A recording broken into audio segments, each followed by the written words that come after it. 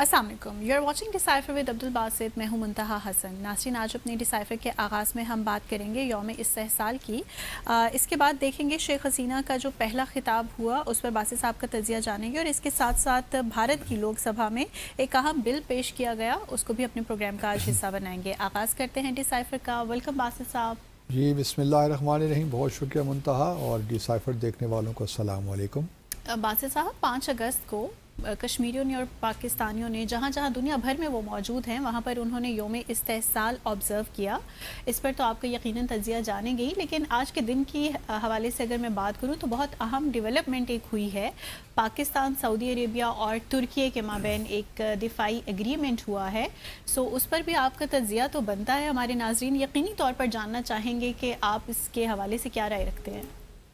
वैसे जो मुआहिदा हुआ है, ये चूँकि इसने आपने बिल्कुल सही कहा, बड़ा अहम मुआहिदा है, तो मैं चाहता हूँ ज़रा इस पर थोड़ा सा रिफ़्लेक्ट करके कल के शो में बात करते हैं। आज इसको रहने देते हैं, रहने दें, आज इसको रहने देते हैं। कल इस पर सैर हासिल गुफ्तगू करेंगे इंशाअल्लाह, यकीनन, और इसके जो मुख्तलिफ पहलू हैं उसका जायज़ा लेंगे, तफसीली जायज़ा लेंगे। ठीक है, और थोड़ी सी तफसीलात भी सामने आ जाएंगी इस वक्त तक, तो ज़रा थोड़े से हमारा तजिया ज़्यादा बेहतर होगा, मैं समझता हूँ। परफेक्ट। तो आइए पहले यौम इस्तेहसाल की बात कर लेते हैं। यौम इस्तेहसाल पे भी बात करने से पहले मैं चाहता हूँ कि अपने जो हमारे नाजरीन हैं उनको एक छोटा सा क्लिप में हम दिखाना चाहते हैं हमारे नायब वज़ीर आज़म और वज़ीर ख़ारजा इसहाक़ डार साहब का जी। तो प्रोड्यूसर साहब, अगर आप हमें वो सुनवा दें। Bismillahirrahmanirrahim. Honorable ladies and gentlemen, Assalamu alaikum. On 5th of August 2019, India undertook a series of unilateral and illegal actions in Indian illegally occupied Jammu and Kashmir. अभी हमने यहाँ रोक दिया, उसकी एक वजह है, क्योंकि मैं जो उनका मैसेज है या जो उनकी स्टेटमेंट उस पर बात नहीं करना चाहता। वो तो सारी बात उन्होंने ठीक कही है। मैं जो असल चीज़ हाईलाइट करना चाहता हूँ कि हम पाकिस्तानियों को क्या हो गया है कि हम कश्मीर को कश्मीर क्यों कहना शुरू कर दिया हमने। फॉरेन मिनिस्टर हैं, ठीक है, एक्सेंट जो है अमेरिकन उसको कश्मीर कहते हैं, तो हमें कश्मीर कहने की ज़रूरत नहीं है। पाकिस्तान पाकिस्तान है, पाकिस्तान नहीं है। अलबाकिस्तान, हाँ, अलबाकिस्तान तो चलिए वो एक मजबूरी है, क्योंकि अरबी में वो पे नहीं है, तो इस वजह से वो अलबाकिस्तान कह देते हैं। इनसाइड पाकिस्तान तो मजबूरी नहीं है। तो ये नामों की हद तक कम अज़ कम जो तलफ़्फ़ुज़ है उसको ठीक रखें। पाकिस्तान को पाकिस्तान ही कहें, पाकिस्तान कहने की ज़रूरत नहीं है। वो ठीक है, अमेरिकन जो कहते हैं कहते रहें, अब बाकी दुनिया जो कहती है कहने दें। इस तरह कश्मीर कश्मीर है, कश्मीर नहीं है। तो अब हमारे वज़ीर ख़ारजा को कश्मीर ही कहना चाहिए, जम्मू और कश्मीर। ये कश्मीर क्या होता है? तो मेरा ख्याल है कि जहाँ भी जब रिकॉर्डिंग कर रहे थे तो वज़ारत ख़ारजा में जो लोग बैठे थे वो उनको बताते कि जम्मू और कश्मीर ही कहीं, कश्मीर कोई चीज़ नहीं है। तो थोड़ा सा मैंने कहा इससे बात कर लूँ, बाकी कंटेंट तो ठीक ही था। अच्छा, अब आपने क्या अंग्रेज़ी में भी ये मैसेज ठीक था? नहीं, बस सिर्फ कश्मीर के पे मुझे थोड़ा सा बाज़ औक़ात मुझे परेशानी हो जाती है। तो अगर उर्दू में हो जाता तो क्या होता? कौमी ज़बान है वो भी, लेकिन चलिए दुनिया को ही बताना होता है, मैसेज देना होता है, उसमें कोई हर्ज नहीं है। लेकिन यह है कि जम्मू, मतलब अंग्रेज़ी में भी जो नाम होते हैं ना उनको आप तब्दील नहीं करते। ऐसा ही है, नाम तो नाम ही है ना। अब मुझे अक्सर लोग जो दोस्त हमारे कॉलीग्स से मुख्तलिफ डिप्लोमेटिक कोर में वो बासित कह दिया करते थे, तो मैं उनकी तस्हीर करता था कि बासित है मेरा नाम, बासित नहीं है। तो ये होता है, लेकिन नामों की हद तक कम अज़ कम हम तो पाकिस्तानी हैं, कश्मीरी हैं, तो हमें वो अपने तलफ़्फ़ुज़ पे ध्यान रखना चाहिए। सही। अच्छा, यौम इस्तेहसाल जी ऑब्ज़र्व किया गया पूरी दुनिया में भी, पाकिस्तान में भी, जहाँ जहाँ कश्मीरी हैं उन्होंने भी, बल्कि मकबूजा जम्मू और कश्मीर के अंदर भी जो है काफ़ी लोगों ने डिमॉन्स्ट्रेशन करने की भी कोशिश की, लेकिन उनको इजाज़त नहीं मिली। और इससे ये बात बिल्कुल वाज़ेह हो जाती है कि जो 2019 से पहले की सूरत हाल थी वही सूरत हाल अभी भी बरकरार है। बल्कि कुछ जो है, मैं तज़िये पढ़ रहा था, भारत के अंदर भी जो क्लेम किए जाते थे ना कि ख़ुसूसी हैसियत को ख़त्म करने से मकबूजा जम्मू और कश्मीर के हालात बहुत बेहतर हो जाएंगे, सब कुछ उसके उलट हो रहा है। بالکل. مطلب پہلے تو اگر آپ دیکھیے سیکیورٹی کے کانٹیکس میں یہ ہوا کہ یا تو یہ ہوتا کہ پچھلے 6 سالوں میں جب سے 5 اگست 2019 سے ہی ہوا 7 سال ہو گئے بلکہ اس میں سیکیورٹی فورسز ہیں ان کی تعداد کم کی جاتی وہ نہیں ہوا, تعداد بلکہ بڑھا دی گئی. بالکل. یا تو یہ ہوتا کہ ڈریکونین لاز جو ہیں ان کو ختم کر دیا گیا ہوتا, وہ بھی نہیں ہوا. سو ڈی ملٹرائزیشن بھی نہیں ہوئی اور جو قوانین ہیں وہ بھی نہیں ختم کیے گئے. جی. دوسری جانب جو ہے یا تو یہ بہت سی آزادی مل جاتی لوگوں کو مقبوضہ جموں اور کشمیر میں, وہ بھی نہیں ہو سکا. لوگ اسی طرح ہی بلکہ محصور ہیں. ابھی جو پچھلے دنوں 2-3 اٹیک ہوئے آننت ناگ میں اور ایک کلگم میں شاید, اس کے بعد جس طرح میں نے پہلے بھی عرض کیا تھا کوئی 3 سے 4 ہزار لوگوں کو ڈیٹین کیا گیا.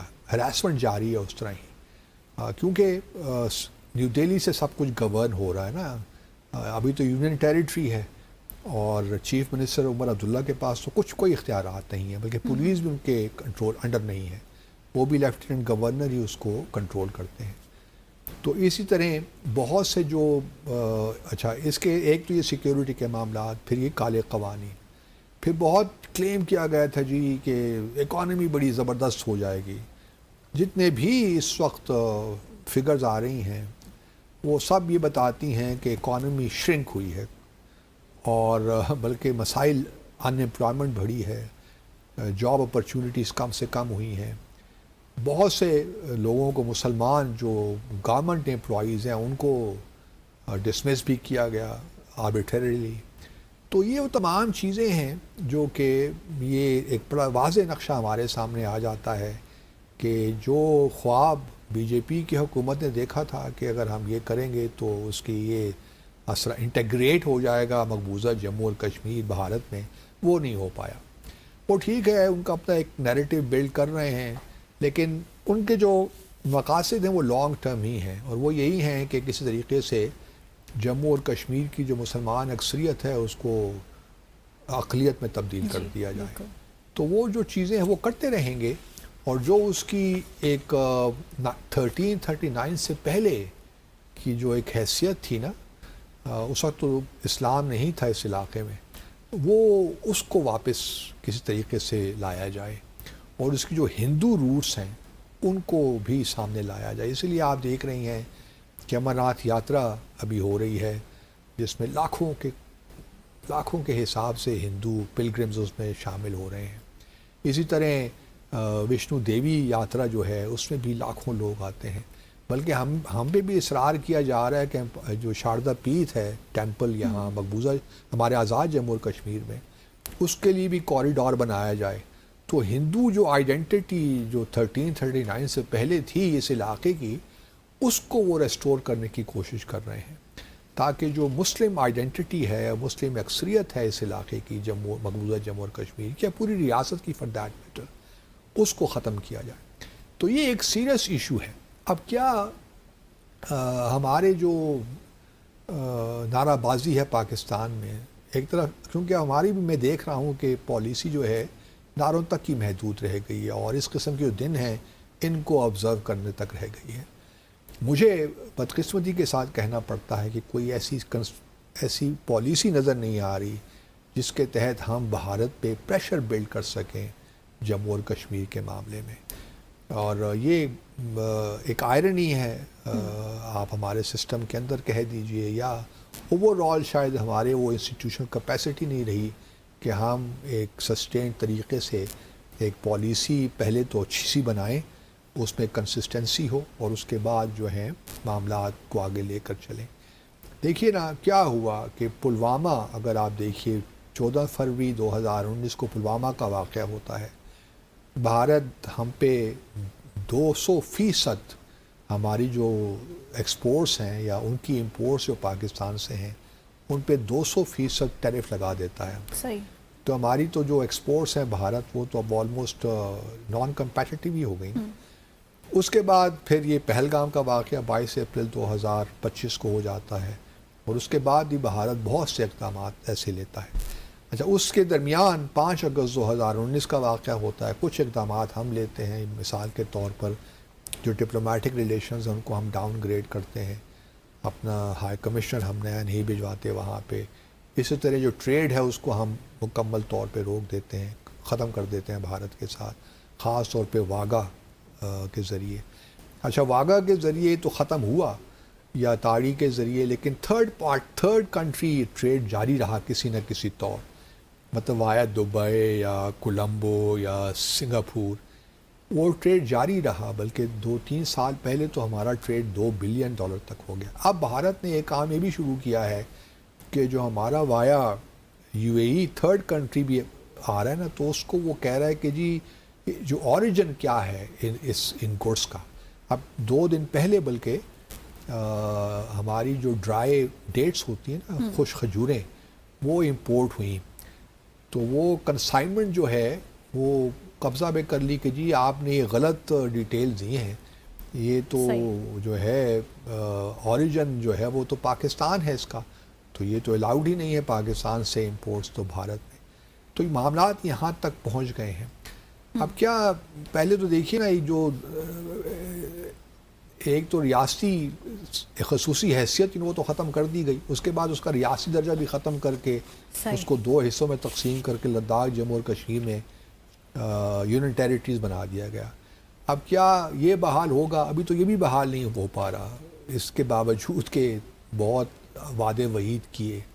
تو دیکھا جائے تو پورا جو یہ ایک جو پارلیمنٹری جو امینڈمنٹس، جو کانسٹیٹیوشنل امینڈمنٹس کی تھیں، جو ریووک کیا تھا آرٹیکلز 370 اور 35A، وہ تو کانسٹیٹیوشنل کی اسپرٹ کے ہی خلاف تھا، کیونکہ بھارت کی اپنی سپریم کورٹ نے 4 اپریل 2018 کو بڑے واضح طور پہ یہ کہا تھا کہ جو خصوصی حیثیت ہے جموں اور کشمیر کی، مقبوضہ جموں اور کشمیر کی، یہ پرماننٹ ہے، اس کو آپ تبدیل نہیں کر سکتے.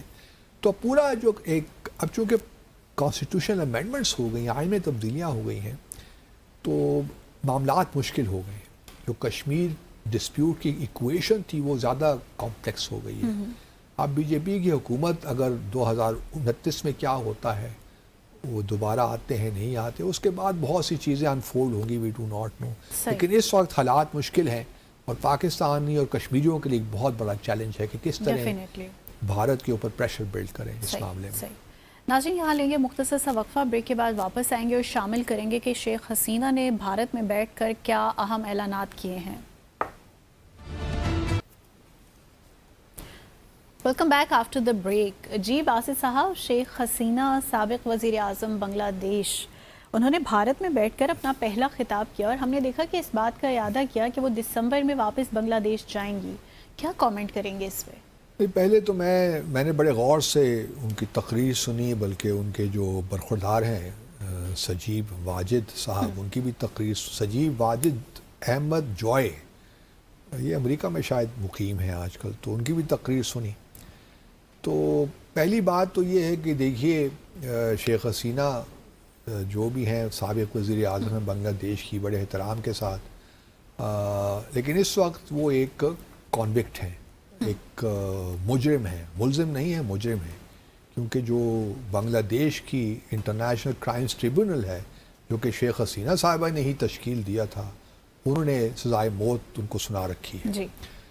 تو اس کے لیے بنگلہ دیش نے بھارت سے درخواست بھی کر رکھی ہے آفیشلی کہ آپ جو ہے ان کو ایکسٹراڈائٹ کریں، اور ان کے درمیان ایکسٹراڈیشن ٹریٹی بھی ہے دونوں ممالک کے درمیان.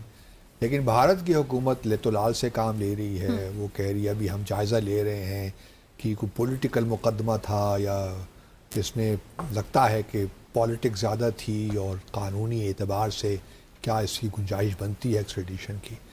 جس کا مطلب یہ ہے کہ یہ حکومت جو ہے، اور جس کے جو وزیر اعظم ہیں، وہ جنہوں نے اوپنلی بنگلہ دیش میں جا کے ہی کہا تھا کہ ہم نے مکتی بہانی بنائی تھی، ہم نے بنگلہ دیش جو ہے جو بغاوت تھی اس میں بڑا حصہ ہم نے لیا تھا. تو یہ حکومت جو ہے وہ ذرا مشکل لگتا ہے کہ شیخ حسینہ کو ایکسٹراڈائٹ کرے گی. تو ان کے لیے تو ایک اچھا پہلو ہے کہ چلیے خود چلی جاتی ہیں تو بہت اچھا ہے. ایک ایریٹنٹ جو ہے بنگلہ دیش اور بھارت کے درمیان وہ ختم ہو جائے گا. تو وہ تو یہ کہہ رہے ہوں گے کہ بلکہ ان کو انکریج کر رہے ہوں گے کہ آپ چلی جائیے. اب انہوں نے یہ جو پرمیشن دی ہے نا، یہ میں سمجھتا ہوں یا ان کو الاؤ کیا ہے، کیونکہ یہ تقریر انہوں نے ورچوئل کی ہے، فورن کورسپونڈنٹس نیو دہلی میں ہے club, foreign correspondents club of south, foreign correspondents of south Asia club in new Delhi. تو اس پہ انہوں نے ورچوئل خطاب کیا ہے، اس میں کافی لوگ موجود تھے اس موقع پہ. تو شیخ حسینہ کا پہلے تو دیکھیے وہ کانوکٹ ہیں، چلیے میں مان لیتا ہوں تھوڑی دیر کے لیے کہ بھارت ایگری نہیں کرتا اس جو انٹرنیشنل کرائمز ٹریبیونل ہے ان کے فیصلے سے، لیکن وہ تو بات کی بات ہے نا، ہے تو وہ کانوکٹ جی. اور ان پہ ایکسٹریڈیشن کی ٹریٹی بھی جو بھارت جو بنگلہ دیش نے ایک ریکویسٹ بھی کر رکھی ہے.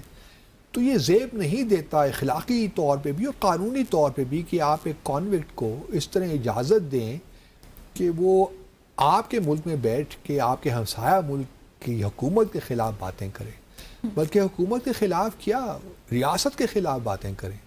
بلکہ ان کے بیٹے نے تو یہاں تک بھی کہہ دیا کہ بنگلہ دیش ایک فیلنگ نہیں بلکہ فیلڈ اسٹیٹ ہے. اور پھر پاکستان کا ذکر تو کرنا ہی تھا، انہوں نے ISI کا بھی ذکر کرنا تھا. I was expecting that. لیکن سوال یہ پیدا ہوتا ہے کہ بھارت نے کیوں ان کو الاؤ کیا. شاید ایک لحاظ سے حکومت پہ پریشر بلڈ کرنا چاہتے ہوں جو وزیر اعظم طارق رحمان کی ہے، لیکن میرا خیال میں ان پہ پریشر کی بجائے خود مودی صاحب کی سرکار پریشر بلڈ ہو رہا ہے جی. کیونکہ ایک اور دعوت نامہ جو کہ طارق رحمان صاحب کو مودی صاحب کی جانب سے ملا ہے وہ یہ ہے کہ آپ اگلے ماہ جو برکس کی سمٹ ہو رہی ہے نیو دہلی میں 12-13 ستمبر کو، وہ آ کے آپ اٹینڈ کیجئے. اب وہ خطرے میں پڑ گیا ہے کیونکہ جس طریقے کی بات چیت شیخ حسینہ نے اور ان کے بیٹے نے کی ہے اس سے ایک اریٹنٹ تو ہے نہیں ہے. حالانکہ ہم نے پچھلے اپنے ایک شو میں کہا تھا کہ طارق رحمان کو یہ سوٹ کرتا ہے کہ وہ چلے جائیں بھارت، کیونکہ ایک یہ بائی لیٹرل وزٹ تو ہوگا نہیں، یہ ایک ملٹی لیٹرل فورم ہے برکس کا، وہاں چلے جائیں اور جہاں پرائم منسٹر مودی سے ان کی ملاقات ہوگی وہاں پریزیڈنٹ شی جنگ پنگ اگر وہ آتے ہیں انڈیا، وہاں بھی ان سے بھی ہو جائے گی، پریزیڈنٹ پیوٹن سے ہی ملاقات کا بندوبست ہو سکتا ہے. تو بہت سے لیڈرز وہاں موجود ہوں گے، برازیل سے بھی ہوں گے، ساؤتھ افریقہ سے بھی ہوں گے، اور یہ ممالک جو ہیں UAE ہے، ایران ہے. تو ایک اچھا موقع طارق رحمان صاحب کے لیے بھی ہوگا کہ وہ ان تمام لیڈر سے بائیلیٹرلز کر لیں. تو لیکن اب اس موقع پہ جب کہ شیخ حسینہ کو 5 اگست 2 سال ہو گئے نا، 5 اگست 2024 کو ان کے خلاف ایک ریولوشن آیا تھا جی. اور وہ بھاگ گئی تھیں انڈیا. تو اب 2 سال کے بعد جب یہ سارا معاملہ ہو رہا ہے تو طارق رحمان صاحب کے لیے ایک اچھا موقع تھا کہ وہ جاتے اور یہ برکس کی جو ہے سربراہی جو اجلاس ہے وہ اٹینڈ کرتے. اب تھوڑا مجھے لگتا ہے خطرے میں پڑ گیا ہے، گو کہ جو اس وقت بھارت کے ہائی کمشنر ہیں وہاں پہ تریویدی صاحب، وہ تو کوشش بڑی کر رہے ہیں. اچھا، ان کا ایک بڑا جو ہے نا ایک آرگومنٹ جو دیا جا رہا ہے وہ یہ بھی ہے کہ بنگلہ دیش کے ساتھ تعلقات کیوں ٹھیک نہیں ہو رہے. بلکہ میں ان کی ایک پرانی ہائی کمشنر ہیں ڈھاکہ میں بھارت کی، وہ کہہ رہی تھیں ایک شو میں کہ دیکھیے جی ابھی تک بنگلہ دیش کے وزیر اعظم طارق رحمان صاحب نے ہمارے جو ہائی کمشنر ہے بھارت کے ان کو ریسیو نہیں کیا. اتنے عرصے سے ہم نے ریکویسٹ دی ہوئی ہے کہ کال ارینج کریں تو کال ارینج ابھی تک نہیں ہو رہی. بڑے غصے سے وہ بول رہی تھی. اچھا مجھے کوئی یہ بتائے کہ کیا جو بنگلہ دیش کے ہائی کمشنر نیو دہلی میں ان کی کال ہو گئی ہے پرائم منسٹر مودی پہ کہ نہیں ابھی تک؟ اگر پرائم منسٹر مودی بنگلہ دیش کے ہائی کمشنر کو ریسیو نہیں کرتے نیو دہلی میں تو طارق رحمان صاحب ڈھاکہ میں جو بھارت کے ہائی کمشنر ان کو ریسیو کریں؟ تو ریسیپروسٹی پہ ہی ہوتا ہے نا معاملہ. بالکل. تو آپ بنگلہ دیش کو کیوں ٹریٹ کر رہے ہیں کہ وہ کوئی، آپ اس کو بلی کرنے کی کوشش کیوں کر رہے ہیں؟ وہ ایک ساورن کنٹری ہے اور جو پرائم منسٹر کا پروٹوکول نہیں ہے کہ وہ سفراء کو اس طرح ریسیو کرے، انہوں نے بھی اپنے نئے سٹینڈرڈز بنا لیے ہوں گے. تو آپ اس پہ کیوں گلا کر رہی ہیں کہ جی ابھی تک ہمارے ہائی کمشنر کو ریسیو نہیں کیا؟ تو اس قسم کا مزاج دونوں ممالک کے درمیان ہے. انوائرمنٹ جو ایٹماسفیئر ہے آبویسلی وہ اس سے ہرٹ تو ہوا ہے، ڈیمیج تو کچھ نہ کچھ ہوا ہے. اب دیکھنا یہ ہے کہ کیا طارق رحمان صاحب کیا پکچر لیتے ہیں، کیونکہ جو ان کے جو اسٹیٹمنٹس اس پریس کانفرنس کے بعد ڈھاکہ سے اوریجنیٹ ہو رہی ہیں، مثال کے طور پر ان کے جو ہیں معظم حسن ہلال جو ایڈوائزر ہیں طارق رحمان صاحب کے، انہوں نے بڑا سخت ریئیکشن دیا ہے کہ وی ور ناٹ ایکسپیکٹنگ کہ نیو دہلی جو حکومت ہے وہ الاؤ کرے گی ان کو اس قسم کی، اور پھر جو حرزہ سرائی کی ہے انہوں نے بنگلہ دیش کی حکومت کے خلاف، یہ تو کسی طور بھی ایکسیپٹیبل نہیں ہے، اور یہ ایک چونکہ کانوکٹ ہیں، ان کی کنوکشن ہو چکی ہے تو بھارت فوری طور پہ ان کو ایکسٹراڈائٹ کرے۔ اچھا معاملہ کچھ یہ ہے کہ شاید بنگلہ دیش کی حکومت بھی نہیں چاہتی ہوگی کہ وہ یہاں پہ آ جائیں، ان کے بھی انٹرسٹ میں یہی ہے کہ وہیں رہیں۔ اب چونکہ دیکھیے عوامی لیگ تو بینڈ ہے نا، اس کو پروسکرائب کر دیا گیا ہے، اب شیخ حسینہ واپس اگر آنا چاہتی ہیں تو ان کا مقصد کیا ہوگا؟ ایک تو یہ ہے کہ ایک لیگسی چھوڑ کے جانا چاہتی ہوں گی کہ چلیے اگر مجھے جیل میں ڈالتے بھی ہیں تو سو واٹ، پہلے بھی جیل بہت دفعے جا چکی ہیں آپ، اس کی بات ہے، خالدہ ضیاء مرحومہ بھی جا چکی ہیں، یہ بھی ایک دوسرے کو جیل میں ڈالتے رہے، تو جیل جانا تو شاید ان کی عادت سی ہو گئی ہے، لیکن اب چونکہ ایج کے اس حصے میں ہیں اور 15-16 سال پرائم منسٹر رہنے کے بعد جیل جانا مشکل ہوتا ہے، تو اگر وہ واقعی جیل جانا چاہتی ہیں ایک ایسی لیگسی، اور پھر اس سے یہ ہوگا کہ عوامی لیگ گو کے بینڈ ہے، لیکن کس طریقے سے وہ جو ہے کیا ویلکم ملتا ہے ان کو۔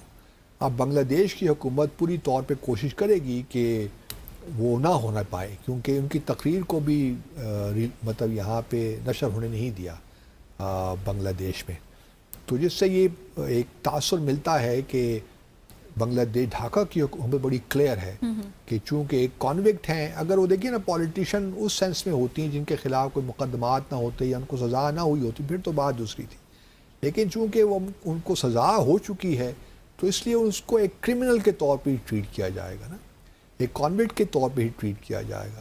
وہ الگ بات ہے کہ وہ جب آتی ہیں تو کیا ان کے پاس قانونی چارہ جوئی موجود ہوتی ہے، کیا قانونی راستے موجود ہوتے ہیں، کیا وہ سپریم کورٹ پہ اپیل کر سکتی ہیں، کہیں اور جگہ اپنی اپیل انٹرنیشنل کرائمز ٹریبونل کو ہی کر سکتی ہیں اپیل ریویو کے لیے، تو یہ تمام وہ چیزیں ہیں جن کے بارے میں حتمی اعتبار سے کچھ نہیں کہا جا سکتا، لیکن یہ افسوس کی بات ضرور ہے کہ جو پاکستان کے حوالے سے باتیں کیں خاص طور پہ ان کے برخوردار نے، وہ کسی طور بھی دیور ان بیڈ ٹیسٹ۔ آپ اپنی بات کریں، اپنے آنے کی بات کریں، آپ یہ کیوں کہنا چاہتے ہیں کہ بنگلہ دیش اور پاکستان کے تعلقات اتنے زیادہ ہو گئے ہیں کہ بنگلہ دیش اب اینمی ہو گیا ہے بھارت کا؟ ہم تو نہیں چاہتے کہ بنگلہ دیش اور بھارت ایک دوسرے کے خلاف دشمن ہو جائیں، ہم تو یہ بھی چاہتے ہیں کہ پاکستان اور بھارت کے تعلقات بھی اچھے ہوں، جموں اور کشمیر کا تنازع حل ہو تاکہ ہم بھی ایک اچھے ہمسایوں کی طرح رہ سکیں، اور پھر بنگلہ دیش اور بھارت کا تو 4000 کلومیٹر بارڈر ہے، لانگ بارڈر، ان کے انٹرسٹ بھی ایک بہت مطلب انٹر ڈیپینڈنس بھی ہے، تو ایک بھارت اس تقریر نے اور اس پوری پریس کانفرنس نے ماحول خراب تو کر دیا ہے۔ اب مشکل لگتا ہے کہ طارق رحمان صاحب بھارت جائیں، کیونکہ انہوں نے بھی تو اپنی ایک اسٹیٹمنٹ دینی ہے نا، صحیح لیکن یو نیور نو۔ پرفیکٹ، یہاں لیں گے مختصر سا وقفہ، بریک کے بعد آئیں گے اور عبدالباسط صاحب کا تجزیہ لیں گے کہ بی جے پی نے دوبارہ سے لوک سبھا میں نئی حلقہ بندیوں کا جو بل پیش کیا ہے اس پر کیا کامنٹ کریں گے۔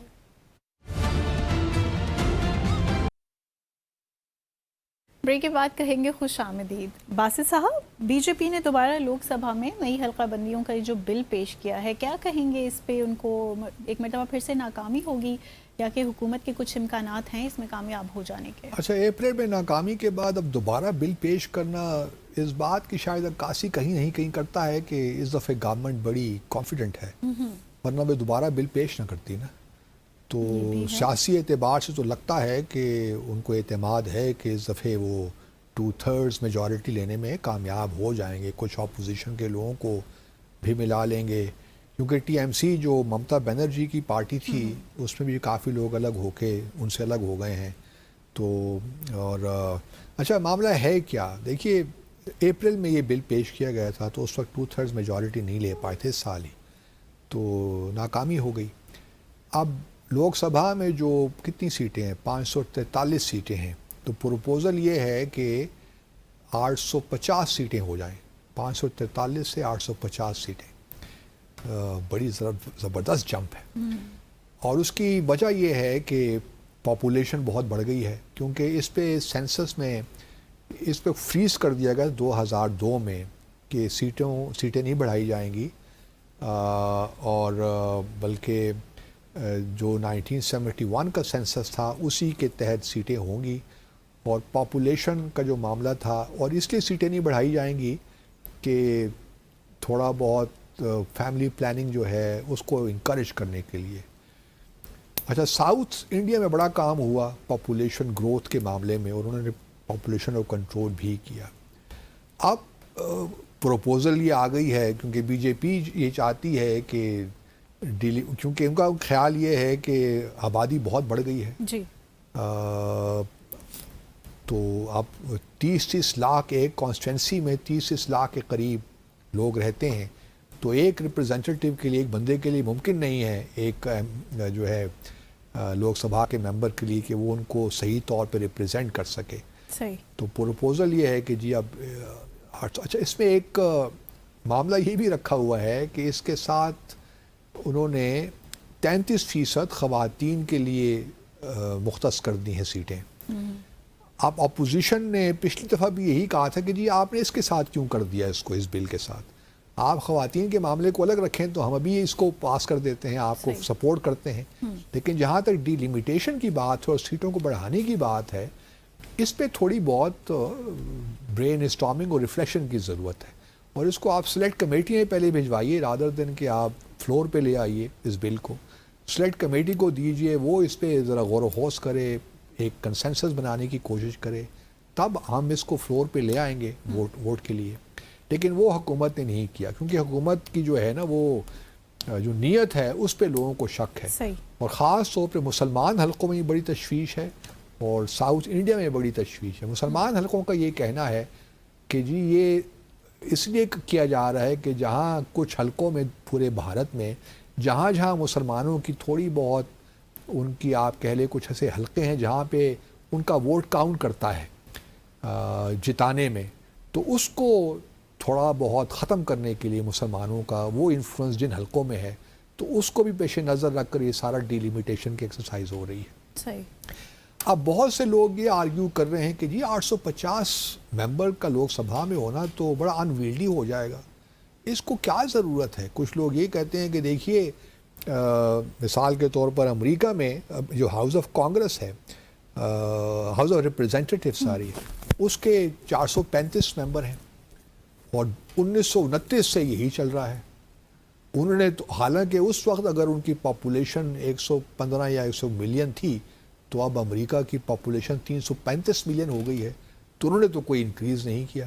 جی. گورنمنٹ کا آرگومنٹ، کاؤنٹر آرگومنٹ یہ آتا ہے کہ جی آپ یہ کیا بات کر رہے ہیں، آپ برطانیہ کے ہاؤس آف کامنس کو لے لیجئے، ان کی پاپولیشن 70 سے 80 ملین ہے، لیکن وہاں 650 ممبر ہیں، 650 ہاؤس آف کامنس کے.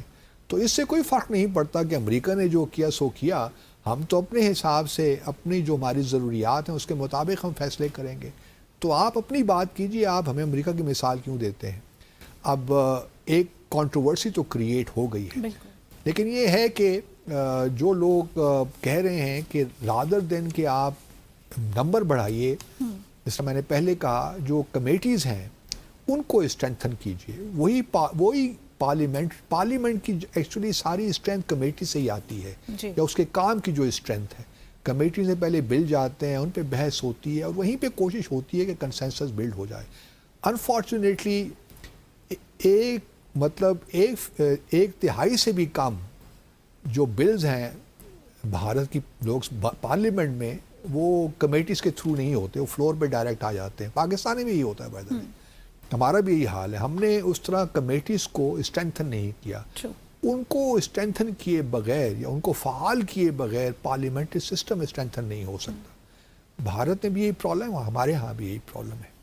اب کویسچن آگے یہی آ جاتا ہے کہ ایک طرف تو چلیے جی آپ لوک سبھا میں کر رہے ہیں، لیکن راجیہ سبھا میں آپ انکریز کوئی نہیں کر رہے، وہاں 245 ہیں سیٹیں. وہاں بھی ڈائریکٹ الیکشن نہیں ہوتے ہماری طرح، وہاں بھی انڈائریکٹ معاملہ ہے. تو وہاں جو ہے اس کو آپ کیوں نہیں کریں، پھر آپ اس کو بھی تھوڑا بہت انکریز کیجیے. لیکن وہاں اس وقت جو پروپوزل ہے وہ اس میں شامل نہیں ہے. اس وقت صرف اور صرف لوک سبھا کی بات ہو رہی ہے. اب ہوتا ہے نہیں ہوتا، گورنمنٹ بڑی کانفیڈنٹ ہے. ان کو چاہیے اس وقت دیکھیں نا 543 سیٹیں ہیں نا، تو ان کو چاہیے 360 سیٹیں، تقریباً 354 سیٹیں چاہیے. اچھا اب چونکہ ٹی ایم سی ترنمول جو ممتا بنرجی کی کانگریس تھی وہ، اور پھر شیو سینا مہاراشٹر میں بھی کچھ لوگ ٹوٹ کر مطلب ٹوٹ گئے ہیں شیو سینا سے، جو ٹھاکرے صاحب کی شیو سینا ہے جی. تو وہ ایک جو شاندے ہیں میرا خیال میں ان کا نام، ان کے ساتھ شامل ہو گئے ان کی پارٹی میں. تو اب ان کو 348 کے قریب ووٹس تو ان کے پاس ہیں، لیکن ابھی بھی ان کو 8 سے 10 ووٹ اور چاہیے، وہ کہیں سے مل نہیں پا رہے.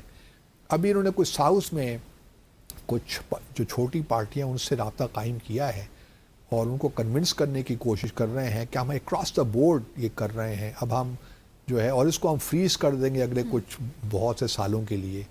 تو ہر اسٹیٹ کو، چاہے وہ ساؤتھ میں ہے، نارتھ میں ہے، ویسٹ میں ہے، ایسٹ میں ہے، تو ان کو ایکول جو ہے انکریز ملے گی. تو اس سے کچھ معاملات ساؤتھ جو انڈین اسٹیٹس ہیں ان کے کنسرنس کسی طور بھی کچھ تو ایڈریس ہوئے ہیں، لیکن ابھی بھی وہ اتنے کمفرٹیبل نہیں ہیں. اور خاص طور پہ جو ہے کانگریس پارٹی بالکل کمفرٹیبل نہیں ہے اس سے. لیکن کانگریس کی وہ اسٹرینتھ ہے نہیں کہ جب تک اگر انلیس کہ ان کو باقی جو ریجنل پارٹیز ان کی سپورٹ نہ ملے. میرا اپنا خیال یہ ہے کہ شاید آج جو ہے امیت شاہ بڑے ایکٹیو ہیں، جو ہوم منسٹر ہیں، وہ چاہتے ہیں کہ بس اس دفعہ ضرور کامیاب ہو. تو لگتا تو جو ہے جو اشارے ہیں وہ تو یہی مل رہے ہیں کہ شاید یہ کامیاب ہو جائے. اسی وجہ سے دیکھیے نا آپ نے جو ہے بی جے پی نے ایک اسمارٹ موو تو کی. یہ جو کاکروچ جنتا پارٹی کی ڈیمانسٹریشنز ہو رہے تھے، انہوں نے اپنے ایجوکیشن منسٹر سے فوری ریزگنیشن کیوں لیا؟ وہ اسی وجہ سے کہ وہ ان کی نظر اس پہ تھی. وہ ایک ٹیکٹیکل موو تھی نا. وہ نہیں چاہتے تھے کہ یہ معاملات چلتے رہیں یوں ہی، اور یہ جو ہے جو ڈی لمیٹیشن کا جو بل ہے اس پہ کوئی پرابلم ہو. بلکہ ابھی جو لیکن وہ معاملہ بھی ٹل نہیں رہا. آپ نے اس پوچھا تھا نا کہ بی جے پی اب یہ جو کاکروچ جنتا پارٹی سے کام ختم ہو گیا ہے کہ نہیں. کام ختم نہیں ہوا، بلکہ جھارکھنڈ میں رانچی میں وہ ڈیمانسٹریشن پچھلے 2 ہفتوں سے ہو رہے ہیں. ابھی وہ کاکروچ جنتا پارٹی کی ساری جو لیڈرشپ ہے وہاں جانے کی تیاری کر رہی ہے. تو یہ جو جین زی ہے انہوں نے کافی وقتہ ڈالا ہوا ہے، اور ہم نے پہلے بھی یہ کہا تھا کہ تھوڑی بہت نیند تو کچھ نہ کچھ خراب تو ہی ہوں گی بھارتیہ جنتا مودی صاحب کی. لیکن میں ابھی بھی سمجھتا ہوں کہ ابھی چونکہ 2029 بہت دور ہے، تھوڑے بہت اشارے ہمیں اگلے سال پنجاب میں اور خاص طور پہ جو یو پی میں انتخابات ہونے اس سے ہی مل جائیں گے. اچھا یہ جو بل ہے اس کے پھر یہ بھی دیکھنا ہے کہ جو آپ لوک سبھا میں تو سیٹیں بڑھا رہے ہیں، تو کیا یہ سیٹیں جو اسٹیٹ کی جو لیجسلیٹو اسمبلیز ہیں وہاں بھی بڑھیں گی؟ پھر بڑھنی تو چاہیے نا. بالکل. کچھ لوگ کہہ رہے ہیں کہ وہیں بڑھنی چاہیے، لوک سبھا میں ضرورت نہیں ہے. اگر بڑھانا ہے تو اسمبلیز میں بڑھا دیجئے، کیونکہ لوگ وہاں پہ لوگ ڈائریکٹ ہے نا، وہ جواب دیں ہیں زیادہ تر. یہاں تو دوسرے معاملات ہوتے ہیں، یونین کے لیول پہ اسٹریٹجک ایشوز ہوتے ہیں. تو اصل جو اگر بڑھانا ہی ہے تو وہاں بڑھائیے. اور ابھی پارلیمنٹ کی بلڈنگ بھی نہیں بنی ہے تو وہاں پہ کیپیسٹی تو ہے. پرانی لوک سبھا پارلیمنٹ کی بلڈنگ میں اتنی کیپیسٹی نہیں تھی. صحیح. تو ایک انٹرسٹنگ ڈیبیٹ چل رہی ہے، اور اب دیکھنا یہی ہے کہ کیا یہ کامیاب ہوتے ہیں کہ نہیں ہوتے. میں مطلب سیاستدان تو نہیں ہوں، لیکن ایک اچھی سیاست کے لیے ضروری یہ ہوتا ہے کہ 2 بار ناکامی نہیں ہونی چاہیے ایک بل پہ. تو اس وقت بڑے سوچ سمجھ کے یہ بل لایا گیا ہوگا میرے خیال میں. تو شاید یہ ہو ہی جائے پاس، کامیاب ہو ہی کامیاب جائے ہو بی ہی جے جائے۔ پی۔ چلیں اسی کے ساتھ ہی آج کے ڈیسائفر ود عبدالباسط کا یہاں اختتام ہوا چاہتا ہے۔ اپنے دیکھنے والوں سے اجازت لیں گے اور اپنا واٹس ایپ نمبر آپ کو ایک مرتبہ پھر سے بتاتے چلیں گے۔ یہ وہ نمبر ہے جس پر آپ کے ذہن میں کسی بھی قسم کی کوئی تجاویز ہیں، کوئی سوالات ہیں، وہ ہمیں آڈیو ویڈیو کی صورت میں آپ بھیج سکتے ہیں، جس کے جوابات لیں گے ہم عبدالباسط صاحب سے۔ And the number is 0310536259 0310536629۔ اسی کے ساتھ ہی منتہا حسن کو اجازت دیں۔ اللہ حافظ۔